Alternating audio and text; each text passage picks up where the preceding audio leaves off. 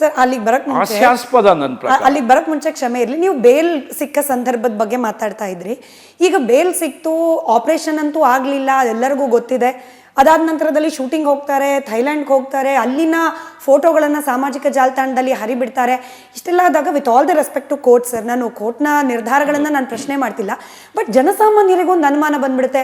ಅರೆ ಹಿಂಗೆ ಬೆನ್ನೋವು ಸ್ಟ್ರೋಕ್ ಆಗಿಬಿಡುತ್ತೆ ಅಂತ ಬೇಲ್ ತಗೊಂಡವರು ಥೈಲ್ಯಾಂಡಲ್ಲಿ ಹೋಗಿ ತಕತೈ ಅಂತ ಡ್ಯಾನ್ಸ್ ಮಾಡಿಬಿಟ್ರು. ಇದನ್ನೇನು ಕೋರ್ಟ್ ನೋಡೋದೇ ಇಲ್ವಾ? ಇದನ್ನು ಪ್ರಶ್ನೆ ಮಾಡೋದೇ ಇಲ್ವಾ ಕೋರ್ಟು? ಹಿಂಗೊಂದು ಅನುಮಾನ ಬಂದ್ಬಿಡುತ್ತೆ ನೋಡಿ. ಆ ಅನುಮಾನಕ್ಕೆ ಸುಪ್ರೀಂ ಕೋರ್ಟೇ ಉತ್ತರ ಕೊಟ್ಬಿಟ್ರು. ಇವರು ಎಷ್ಟು ಇವರು ಸ್ಕ್ರಿಪ್ಟ್ನಲ್ಲೇ ಹೋಗ್ತಾ ಇದ್ರು ಡೈರೆಕ್ಟ್ರದು ಅಂದರೆ, ರಿಲೀಸ್ ಆಗಿದ ತಕ್ಷಣ ತಿಳ್ಕೊಂಬಿಟ್ರು ಐ ಆಮ್ ಫ್ರೀ ಬರ್ಡ್ ಅಂತ ತಿಳ್ಕೊಂಬಿಟ್ರು. ಬಟ್ ನೋಡಿ, ಅವರು ಪುನಃ ಅವತ್ತೇ ಒಂದು ಸಿನಿಮಾ, ಅವತ್ತೋ ನೆಕ್ಸ್ಟ್ ಡೇನೇ ಒಂದು ಸಿನಿಮಾಕ್ಕೆ ಹೋಗಿದ್ದಾರೆ, ಜೊತೆಗೆ ಸಾಕ್ಷಿ ಒಂದು ಜೊತೆ ಹೋಗ್ಬಿಟ್ಟಿದ್ದಾರೆ.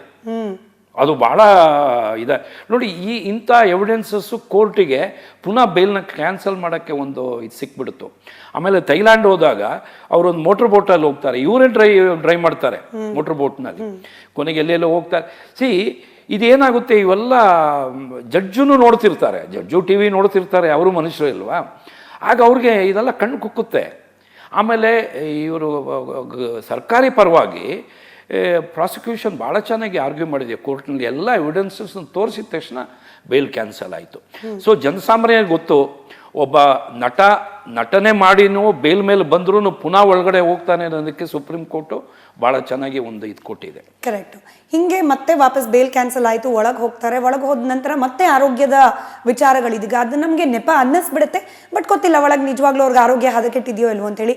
ಕೈಯಲ್ಲಿ ಫಂಗಸ್ ಆಗಿದೆ, ಹಾಗೆ ಜೈಲು ಒಳಗಡೆ ಬೆಳಕು ಬರ್ತಾ ಇಲ್ಲ, ತಾನಿರೋ ಕೋಣೆಯಲ್ಲಿ ವಾಸನೆ ಕೆಡ್ತಾಗ ಬರ್ತಾ ಇದೆ, ನನಗಲ್ಲಿ ಇರೋಕ್ಕಾಗ್ತಿಲ್ಲ, ಹೀಗೆಲ್ಲ ಅವ್ರ ಪರವಾದ ವಕೀಲರು ವಾದ ಮಾಡುವಾಗ ದರ್ಶನ್ ಅವರು ಹೋಗಿದ್ದಾರೆ ಅನ್ನೋ ಕಾರಣಕ್ಕೆ ಜೈಲನ್ನೇನು ರೀಸ್ಟ್ರಕ್ಚರ್ ಮಾಡ್ಲಿಕ್ಕಾಗಲ್ಲ. ಅಲ್ಲಿ ಬರುವ ಎಲ್ಲ ವಿಚಾರಣಾಧೀನ ಕೈದಿಗಳನ್ನು ಯಾವ ರೀತಿ ಟ್ರೀಟ್ ಮಾಡ್ತಾರೋ ಅದೇ ರೀತಿಯಲ್ಲಿ ದರ್ಶನ್ ಅವ್ರನ್ನು ಕೂಡ ಟ್ರೀಟ್ ಮಾಡಬೇಕು. ಹಾಗಾಗಿರುವಾಗ ಈಗ ಹೋಗ್ಬಿಟ್ಟು ಇಲ್ಲ ಅಲ್ಲಿ ಬೆಳಕು ಬರ್ತಿಲ್ಲ, ಅಲ್ಲಿ ಗಾಳಿ ಇಲ್ಲ, ಓಡಾಡ್ಲಿಕ್ಕೆ ಅವಕಾಶ ಇಲ್ಲ, ಹಿಂಗೆ ವಾದ ಮಾಡೋದು ಎಲ್ಲೊಂದು ಕಡೆ ಇರುವ ವ್ಯವಸ್ಥೆಗೆ ವಿರುದ್ಧವಾಗಿ ನಿಂತಿದ್ದಾರೆ ದರ್ಶನ್ ಪರ ವಕೀಲರು ಅನ್ನಿಸ್ಬಿಡೋಲ್ವಾ ಅಂತ ಹೇಳಿ. ನೋಡಿ, ಅದಕ್ಕೆ ಕೋರ್ಟ್ ಒಂದು ಕಮಿಷನ್ನೇ ನೇಮಕ ಮಾಡಿ ಅವ್ರನ್ನ ಕೋರ್ಟ್ಗೆ ಜೈಲಿಗೆ ಕಳಿಸಿ ಎಲ್ಲ ಇನ್ಸ್ಪೆಕ್ಷನ್ ಮಾಡಿದ್ರು. ಒಂದು ಸಾಮಾನ್ಯ ಪ್ರಶ್ನೆ ನನ್ನಲ್ಲಿ ಹುಟ್ಟೋದು, ದರ್ಶನ್ ಒಬ್ಬರೇ ಸೆಂಟ್ರಲ್ ಜೈಲಲ್ಲಿ ಇಲ್ಲ, ಹೌದು, ಸಾವಿರಾರು ಜನ ಇದ್ದಾರೆ. ನನಗೆ ಎಕ್ಸಾಕ್ಟ್ಲಿ ಗೊತ್ತಿಲ್ಲ, ಬಟ್ ಮೋರ್ ದೆನ್ 5,000 10,000 ಮೇಲೆ ಇರ್ಬೋದು ಅಂತ ಅನಿಸುತ್ತೆ ನನಗೆ. ಅಷ್ಟು ಸಾವಿರಾರು ಜನಕ್ಕೆ ಫಂಗಸ್ ಬರ್ತಾ ಇಲ್ವಾ? ಸೂರ್ಯ ಬೀಳ್ತಾ ಇಲ್ವಾ? ಅವರು ಮನುಷ್ಯರೇ ಅಲ್ವೇ? ಇವ್ರಿಗಿಂತ ರಿಚ್ ಇವರು ಇದ್ದಾರೆ, ನನ್ನ ಪ್ರಕಾರ ಒಬ್ರು MP ಇದ್ದಾರೆ ಒಳಗಡೆ, ಅವ್ರದ್ದೇನು ಉಸಿರೇ ಇಲ್ಲ. ನನ್ನ ಅಡ್ವೈಸು ದರ್ಶನ್ಗೆ ಆದಷ್ಟು, ಈಗ ನೋಡಿ, ಈಗ ಒಂದು ತಲೆ ಮೇಲೆ ಕಲ್ಲು ಬಿದ್ದುಬಿಟ್ಟಿದೆ, ಆದಷ್ಟು ಇದರಲ್ಲಿ ಅವರು ಸಮಾಧಾನದಲ್ಲಿ ನ್ಯೂಸ್ ಮಾಡ್ಕೊಳ್ದೆ, ಎಲ್ಲೂ ಬರದೆ, ಅವ್ರ ಲಾಯರ್ ಏನು ಹೇಳ್ತಾರೆ, ಲಾಯರ್ ಜೊತೆ ಅವ್ರ ತಾಯಿ ಮತ್ತು ವೈಫ್ ಜೊತೆ ಮಾತ್ರ ಕನೆಕ್ಟ್ ಇಟ್ಕೊಂಡು ಕೇಸ್ ನಡೆಸಿದ್ರೆ ಏನಾದ್ರು ಒಂದು ಆಗ್ಬೋದು. ಬಟ್ ಸುಮ್ಮನೆ ಇಂಥ ಸಣ್ಣ ವಿಚಾರ, ಬೆಡ್ ಇಲ್ಲ, ನೋಡಿ, ಅಲ್ಲಿ ಒಂದು ಇದೆ, ಬಟ್ಟೆ ಅವ್ರ ಮನೆಯಿಂದ ಬಟ್ಟೆ ತಂದ್ಕೋಬೋದು. ಇವನ್ ನನಗೆ ಗೊತ್ತಿದ್ದಂಗೆ ಬೆಡ್ ಪಿಲ್ಲೋನು ಮನೆಯಿಂದ ಬೆಡ್ಡಿಂಗ್ ಅಂತಲೇ ಇದೆ, ಬೆಡ್ಡಿಂಗು ಇದೆ. ಬಟ್ ಅದರಲ್ಲಿ ಕೆಲವು ಪ್ರಿಸ್ಕ್ರಿಪ್ಷನ್ ಇದೆ, ಬಂದಿರೋ ಬೆಡ್ಡನ್ನ ಕಂಪ್ಲೀಟ್ ಚೆಕ್ ಮಾಡ್ತಾರೆ, ಒಳಗಡೆ ಏನಾದರೂ ಡ್ರಗ್ಸ್ ಇದೆಯಾ ಅಥವಾ ಬೇರೆ ಏನಾದ್ರು ಆಯುಧ ಇದೆಯಾ, ಅದನ್ನು ಈಗ ಸ್ಕ್ಯಾನಿಂಗ್ ಇದೆ ಬಿಡಿ. ಬಟ್ ಎಲ್ರಿಗೂ ಕೊಡ್ಲಿಕ್ಕೆ ಆಗ್ಲಿಕ್ಕಿಲ್ಲ, ಎಲ್ಲರೂ ತರಕ್ಕೆ ಶುರು ಮಾಡಿಬಿಟ್ರೆ ಅದೇ ಒಂದು ಇದಾಗ್ಬಿಡುತ್ತೆ. ಅದರಿಂದ ಜೈಲ್ ಅಥಾರಿಟೀಸ್ನಲ್ಲಿ ಕೆಲವು ರೂಲ್ಸ್ ಆ್ಯಂಡ್ ರೆಗ್ಯುಲೇಷನ್ನ ಫಾಲೋ ಮಾಡಬೇಕು. ಈಗ ನೋಡಿ, ಲಾಯರ್ಗಳು ಹೋಗಿ ನೋಡಿ ಎಲ್ಲ ಕರೆಕ್ಟಾಗಿದೆ ಅಂತಲೇ ರಿಪೋರ್ಟ್ ಕೊಟ್ಟಿದ್ದಾರೆ. ಕೇಸಿನ ಬಗ್ಗೆ ಕಮಿಷನರಿಗೆ ಗೊತ್ತಿದ್ದಷ್ಟೇ ಜೈಲಿನ ಮೇಲಾಧಿಕಾರಿಗೆ ಗೊತ್ತಿರಬೇಕು ಅಂತ ಇರೋದಿಲ್ಲ. ಬಟ್ ಇವಾಗ ಇಬ್ರು ಒಬ್ಬರೇ ಆಗಿರೋದ್ರಿಂದ ಅದು ಅವರ, ನನ್ನ ಪ್ರಕಾರ ದರ್ಶನ್ದು ಮೈನಸ್ ಪಾಯಿಂಟ್ ಅದು. ಪಾಪ ಕಾಕತಾಳೀಯವಾಗಿ ಅವ್ರಿಗೆ ಅದರಿಂದ ಇದೇ ಆಗಿದೆ, ತೊಂದರೆನೇ ಆಗ್ತಾ ಇದೆ. ಬಟ್ ಇವರು Dayanand is A very dignified and decent person. ನನಗೆ ಗೊತ್ತಿದ್ದಾಗೆ ಪೊಲೀಸ್ ಇಲಾಖೆಯಲ್ಲಿ ಈಸ್ ಅ ಜೆಮ್ ಅವರು. ಆಮೇಲೆ ಇನ್ನು ನನಗೂ ಅನಿಸುತ್ತೆ, ಸಣ್ಣ ಪುಟ್ಟದನ್ನು ಇವರು ಮಾಡಿರ್ತಾರೆ, ಬಟ್ ಏನಾಗಿದೆ, ಇದು ಒಂದು ಕೋರ್ಟ್ನಲ್ಲಿ ಪುಷ್ ಮಾಡ್ತಾ ಇದ್ದಾರಾ ಅಂತ ಅನಿಸ್ತಾ ಇದೆ ನನಗೆ ನೋಡುವಾಗ ಇದನ್ನು. ಈಗ ಒಂದ್ಸರಿ ಟ್ರಯಲ್ ಸ್ಟಾರ್ಟ್ ಆಗಿಬಿಟ್ರೆ ಬೇಲ್ ಸಿಗಲ್ಲ ಅಂತ ಅವ್ರಿಗೆ ಗೊತ್ತಿದೆ.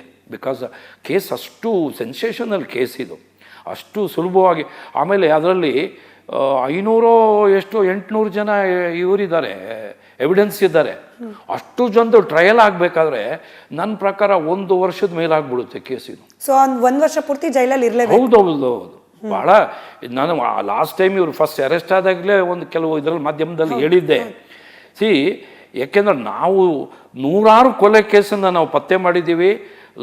ಹ್ಯಾಂಗಿಂಗ್ ತೊಗೊಂಡಿದ್ದೀನಿ ನಾನು, ಒಂದು ಕೇಸಲ್ಲಿ ಹ್ಯಾಂಗಿಂಗ್ ತೊಗೊಂಡಿದ್ದೀನಿ. ಆಮೇಲೆ ಸುಪ್ರೀಂ ಕೋರ್ಟ್ ಹೋಗಿ ಲೈಫ್ ಆಯ್ತದು. ಬಟ್ ತನಿಖೆ ಮೆಟಿಕ್ಯುಲಸ್ ಆಗಿ ಮಾಡಿದ್ದಾರೆ ನನ್ನ ಪ್ರಕಾರ. ಯಾಕೆಂದರೆ ಸಾಕಷ್ಟು ಎವಿಡೆನ್ಸ್ ಸಿಕ್ಬಿಟ್ಟಿದೆ. ಡಿಜಿಟಲ್ ಎವಿಡೆನ್ಸಸ್ ಇದೆ, ಫೋನ್ ಇದೆ, ಆಮೇಲೆ ಮೋಟಿವ್ ಇದೆ. ಮುಖ್ಯ ಕೇಸ್ನಲ್ಲಿ ಮೋಟಿವ್ ಭಾಳ ಇಂಪಾರ್ಟೆಂಟ್. ಮೋಟಿವ್ಗೆ ಎಕ್ಯೂಸ್ A1 ಶುರು ಆಯಿತು, ಇವರು A2 ಅದರಲ್ಲಿ. ದರ್ಶನ್ ಈಸ್ A2, A1 ಪವಿತ್ರ ಇವ್ರ ಗೌಡ. ಅವರ ಮೋಟಿವ್ ಏನನ್ನೋದು ಕಣ್ಣಿಗೆ ರಾಚಿಸ್ತಾ ಇದೆ. ಅದನ್ನ ಕೇಸ್ ಮಾತ್ರ ಈಗಲೂ ನಾನೊಬ್ಬ ನಿವೃತ್ತ ಪೊಲೀಸ್ ಅಧಿಕಾರಿ ಆದರೂ ದರ್ಶನ್ಗೆ ಹೇಳೋದು, ಇದನ್ನು ಒಂದು ಸಿನಿಮಾ ಥರ ಸ್ಕ್ರಿಪ್ಟಾಗಿ ತೊಗೊಂಡೋಗ್ಬೇಡಿ. ಸಿನಿಮಾ ಸ್ಕ್ರಿಪ್ಟೇ ಬೇರೆ, ಜೀವನದ ಸ್ಕ್ರಿಪ್ಟೇ ಬೇರೆ.